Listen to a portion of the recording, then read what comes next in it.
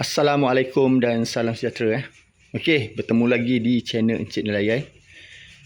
Okey, kali ni Encik Nelayan nak jual produk nak jual produk polypipe.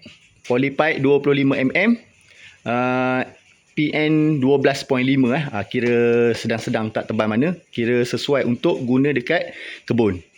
Kalau nak guna kat rumah pun boleh. Okey yang ni non sirim. Dia tak sirim punya. Ni harga dia murah je. Encik Nelayan nak jual yang ini, harga dia RM75 sahaja 100 meter.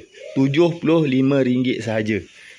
Kira tebal keras Bukan yang lembik punya ni. Ini kalau picit memang tak terpicit memang keras. Ya. RM75 sahaja.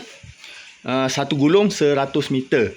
Kalau yang sirim punya 115 macam tu je lah segulung.